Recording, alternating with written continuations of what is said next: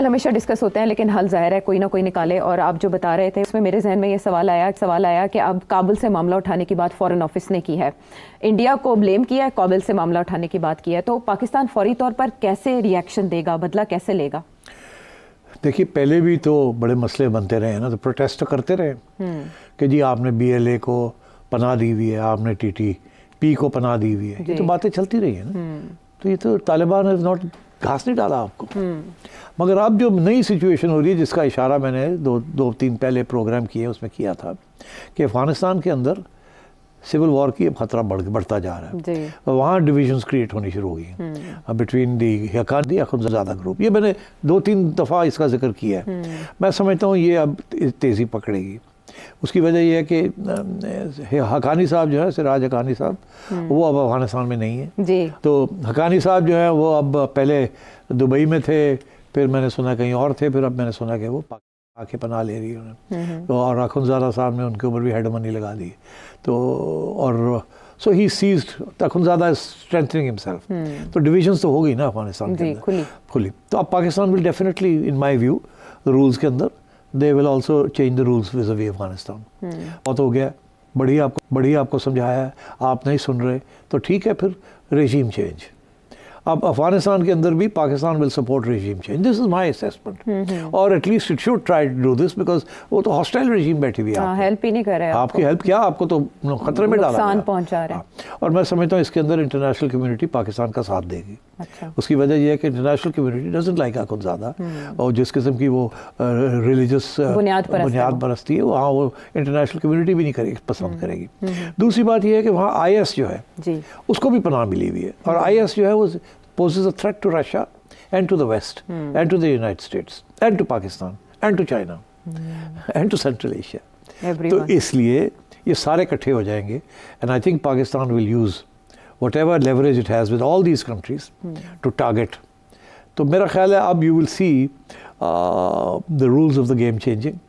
Pakistan will seek the support, इन मुल्कों के support लेंगे, और मेरा ख्याल है अब कोशिश होगी कि BLA, TTP and IS Khorasan तीनों को डिग्रेड करने की कोशिश की जाएगी with help from various quarters, ठीक है, because without that and possibly regime change, ये अगर एजेंडा पे आ जाती है बात, तो फिर ये पाकिस्तान अपने आप को प्रोटेक्ट कर सकता है।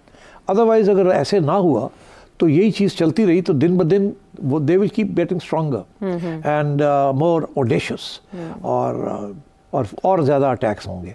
अभी तो आप बलूचिस्तान में अटैक्स दे रहे हैं, कल को खुदा ना ख्वास्ता फैल जाएगी तो अल्लाह ही रहम करे, फिर क्या करेंगे? अगर 80-80 लोग बलूचिस्तान में आ सकते हैं बॉर्डर क्रॉस करके, तो फिर क्या होगा? और इधर जो दूसरा बॉर्डर है वहाँ भी आपकी और अफगानिस्तान हुकूमत की नहीं बन रही, तोरखम के अंदर जो कुछ हो रहा है, वक्त वापस चला गया, उनका नाराज वापस चला गया, क्योंकि वो तो मतलब है यू हैव इश्यूज नाउ। पुराने ज़माने में हमें कहा गया था कि आपका ईस्टर्न बॉर्डर सेफ है, ये बॉर्डर है, वो बॉर्डर तो अपनी गली कोई नहीं, वो तुम्हारी स्ट्रेटेजिक डेप्थ है, वो अब आपकी स्ट्रेटेजिक वीकनेस बन गई है, और ये इधर कुछ मसले खत्म हो गए। तो अब देखना ये है कि किस हद तक आपकी नेशनल सिक्योरिटी एस्टैब्लिशमेंट कोई नेशनल प्लान ऐसा बनाती है, क्योंकि डोमेस्टिक जो नेशनल प्लान बनाए हैं उससे कुछ फर्क नहीं पड़ा। अच्छा, बना हुआ है वो तो नेशनल एक्शन प्लान 2 की बात बिलावल आज कर रहे थे, तो national action plan 2 has to be an international action plan frankly, otherwise ये नेशनल है, ये आपकी जो इंटेलिजेंस रिसोर्सेज हैं या मैन पावर है टू थिनली स्ट्रेच्ड। जिस दिन इंडिया चाहे आपका बॉर्डर हॉट कर सकता है, and then you can't move your forces away from there, you can't take your attention away from there. तो मैं ये देखना कि अब किस किस्म की कैलिब्रेटेड अप्रोच आपकी नेशनल सिक्योरिटी एस्टैब्लिशमेंट करेगी टू प्रोटेक्ट पाकिस्तान, बिकॉज ये secessionist movements are very dangerous. वो भी जो है एक तरफ सेसेशनिस्ट मूवमेंट है, और दूसरी तरफ जो है उधर KP में उधर वो आपकी ज़मीन लेना चाहते हैं, वो अपना तोड़ना चाहते हैं आपको इस तरीके के साथ, इधर तो ये इंडिपेंडेंट होना चाहते हैं। और मैं आपको एक बात बता दूँ, बहुत अरसा पहले, कुछ मेरा ख्याल 8-10 साल पहले, मैंने एक BLF के लीडर को इंटरव्यू किया था। अच्छा। वो लंदन में थे, मैंने उनको इंटरव्यू किया, वो इंटरव्यू यहाँ शाया हुआ। उसमें मैंने उनसे ये पूछा था कि कहा जा रहा है कि आप अमेरिका की या इंडिया की मदद ले रहे हैं, तो क्या इसमें कोई सदाकत है कि नहीं? तो उन्होंने कहा कि मुझे अगर शैतान भी देगा, मदद करेगा, तो हम उनसे लेंगे, क्यों नहीं, हम तो चाहेंगे कि इंडिया और अमेरिका हमारी हेल्प करे। मैं आपसे आज एक पेशन गोई कर रहा हूँ कि बलूचिस्तान में अमेरिका का बहुत बड़ा इंटरेस्ट है फॉर मैनी रीजंस। अच्छा, अब वो एक अलग प्रोग्राम करेंगे। इस वक्त अमेरिका का हाथ जो है आपको नज़र नहीं आ रहा। ओके। मगर इस वक्त आपको इंडिया का हाथ नज़र आ रहा है। मगर Balochistan is also critical for US Iran relations and for US China relations. Yes. Okay? Okay. तो India can play a very important proxy role. तो इसलिए we don't know behind the scenes क्या बातें हो रही हैं between India and America. आगे क्या होंगी, पहले क्या हुई हैं। हमारी इस्टेब्लिशमेंट को पता होना चाहिए कि वहाँ क्या हो रहा है। हमें तो नहीं पता, बट इनकी intelligence sources should tell them, their embassies abroad should tell them, their intelligence agents abroad, their sources abroad should tell them what is being planned. तो इसलिए मैं समझता हूँ कि the threat is not so much in KP, the threat is in Balochistan. Border के ऊपर anti Iran groups बैठे हुए हैं। सवाल हम बहुत लोग पूछते हैं कि ये कैसे है कि एंटी ईरान ग्रुप्स पाकिस्तान और ईरान के बॉर्डर पे बैठे हुए हैं, हम क्यों नहीं उनको फारग करते? बिकॉज वो हमारे तल्लुकात ईरान के साथ ख़राब कर रहे हैं। बिकॉज फिर ईरान भी पनाह दे रहा है ना बलोचों को। वहाँ भी तो मसला है ना ग्रेटर बलोचिस्तान का। ईरान को भी तो खतरा है ना कि ये बलोचिस्तान मूवमेंट जो है ये ग्रेटर बलोचिस्तान मूवमेंट ना बन जाए। और अमेरिका का तो इंटरेस्ट है इसमें, आप समझ रहे हैं। वो तो घेराव कर रहा है ईरान का, और आपके न्यूक्स का मसला है। तो इसलिए these are complicated issues. I hope कि हमारी नेशनल सिक्योरिटी एस्टैब्लिशमेंट के अंदर खुली डिबेट एंड डिस्कशंस होती हैं, policies are going to be formulated. ये इस वक्त अनफॉर्चुनेटली हमारी एस्टैब्लिशमेंट जो है वो फोकस्ड है ऑन पॉलिटिकल स्टेबिलिटी, बिकॉज वो भी बड़ी ज़रूरी है। Without political stability and economic regrouping review और ग्रोथ तो मैशत ही नहीं होगी, और पॉलिटिकल स्टेबिलिटी नहीं होगी तो आप क्या नेशनल सिक्योरिटी करेंगे? So it's a very complicated national security question, where you have the economy, you have the political instability or political deadlocks, and then you have unfortunately foreign intervention now. तो मैं साथ देने का शुक्रिया। मुख्तलिफ elements हम बलूचिस्तान के इशू के डिस्कस कर रहे हैं, डायमेंशंस भी इसकी। तो मैं ज़रा आपसे ये जानना चाहूँगी कि CPEC को लेकर, बलूचिस्तान को लेकर चाइना का रोल हम फरामोश नहीं कर सकते। अब चाइनीज़ प्राइम मिनिस्टर विजिट कर रहे हैं next month according to reports, तो क्या वो इस मसले के हल के लिए कुछ कर सकते हैं बलोच इंसर्जेंट्स के साथ? देखिए, China is massively affected, CPEC is in threat. India and America CPEC नहीं चाहते। बलोच BLA एंटी चाइना है, उन्होंने ग्वादर को भी नहीं ऑपरेशनल होने देना, उन्होंने रेकोदेक को भी नहीं होने देना, उन्होंने किसी चीज़ को नहीं होने देना। उन्होंने चाइना और अफगानिस्तान के अंदर भी चाइना के फुटस्टेप्स जो हैं वहाँ भी हो सकता है कि there may be some attacks over there as well. तो मैं ये समझता हूँ कि China is in a difficult situation. They will support Pakistan fully. उन्हें पता है कि यहाँ अमेरिकन एजेंडा क्या है वाया इंडिया, और अमेरिकन एजेंडा डायरेक्टली भी क्या है। So I think this is a good time कि चाइनीज़ प्राइम मिनिस्टर आएंगे, उनको आप साथ लें, उन्हें बताएं ये मसला है, and ask for his assistance, whether it is intelligence, whether it is economic, whether it is security, whether it is intelligence sources. China के पास भी बहुत सैटेलाइट्स हैं, बहुत इंफॉर्मेशन है, सिर्फ अमेरिका नहीं है। You can get all that information from the Chinese, and so I think you need to now bring China into the security corridor. ठीक है। अच्छा, इस तरह के वाक़यात की सोशल मीडिया हैंडलिंग में आप क्या समझते हैं? रियासत ने जितना ये वाक़या जिस तरह से हुआ उसको सही हैंडल किया? अब इंडियन प्रोपेगेंडा नहीं, देखिए ये बड़ी बदकिस्मती है कि एक इतना बड़ा हादसा हो जाता है और हमें इंडियन मीडिया पर सुनना पड़ता है या BBC की ट्रेंड करना पड़ता है, और यहाँ यार इसको much better management can take place. ये तो मतलब है कि ऐसे लगता है जैसे हाथ पैर ठंडे हो गए, सुन के होया करिए की चुप हो गए सारे। हाँ, और अब हमें ये कहा जा रहा है कि और हम क्या करते, चुप तो होना ही था। अरे भाई, for God's sake, you know what's happened.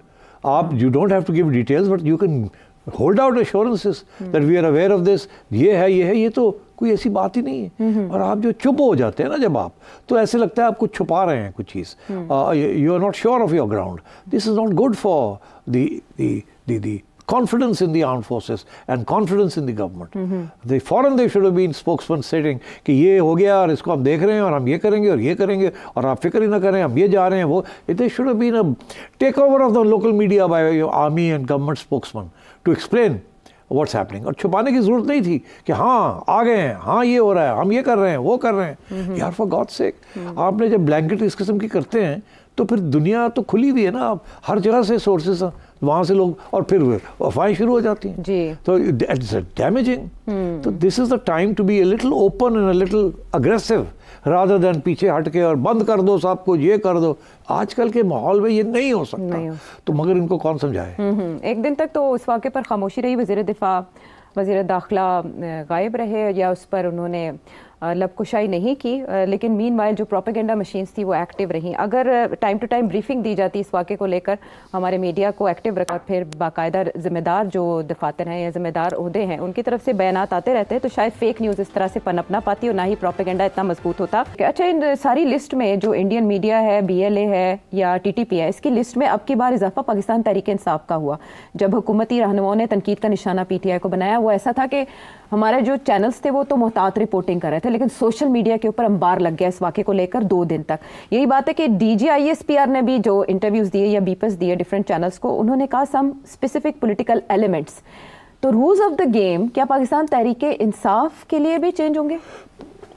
हो सकता है, बट क्या चेंज होंगे आप मुझे बताएं। अब जैसे पॉलिटिकल एंगेजमेंट की बात हो रही है, आपने कहा कि पॉलिटिकल स्टेबिलिटी ज़रूरी है, APC बुलाने की बात हो रही है, ऑल पार्टीज कॉन्फ्रेंस, और शिबली फराज कह रहे हैं पैरोल पे इमरान खान साहब को रिहा करें बलोचिस्तान के मसले हल करने के लिए। महमूद अचकज़ई साहब और अख्तर मेंगल साहब मिलना चाह रहे हैं जाके इमरान खान से बलोचिस्तान के मसले के हल के लिए।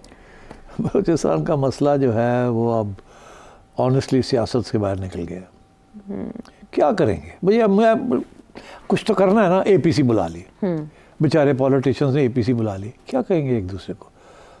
बताए ना, मुझे बताए क्या एजेंडा हो सकता है इनका? What can they do to resolve this issue? It is no longer in my view a political question. ये political question was there in 2000। It is before the assassination of Akbar Bugti and the involvement of India. Now it is become a different sort of national security question. अब आप अताउल्लाह मेंगल के बेटे को, अख्तर को और मालिक साहब को, उन बेचारों के हाथ में कुछ नहीं है। You can not, even if you give the government away to the dissidents there, political dissidents, they can't do anything. Nobody is with them. सारे लोग छोड़ के चले गए उनको, दे हैव नो स्टैंडिंग। यही तो वो रोते हैं। वो कहते हैं कि जब हमारे पास कुछ सपोर्ट था, आप हमारे में एतमाद करते, हमें ट्रेटर ना कहते, तो शायद हम ये जो लोग चले गए हैं, जो इंसर्जेंट्स बन गए हैं, उनको हम ना जाने देते, उनको इन्वॉल्व करते, उनको सिमुलेट कर लेते। आपने तो हमें मौका ही नहीं दिया। आपने पहले ही हमें ट्रेटर्स कह के और गद्दार कह के फारग कर दिए। और आपने जो लोग साथ आप लेके बैठे हुए हैं, जो लोकल सरदार आप लेके बैठे हुए हैं, कल खुदा न ख्वास्ता BLA will target all of these people. ये BLA इनको गद्दार समझती है, because they are siding with the opposite side. वो कहते हैं सौदा कर चुके। तो ये तो अब आप क्या करेंगे?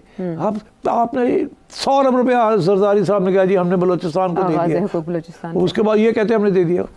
उसका कोई फर्क नहीं पड़ता। क्यों? कि अवाम की जेब में वो नहीं जाते पैसे। ये जो सरदार आपने सारे इकट्ठे किए हुए, छोटे छोटे मोटे मोटे सरदार आपने इकट्ठे किए हुए, ये उनकी जेबों में जा रहे हैं, ये अवाम को नहीं मिल रहा।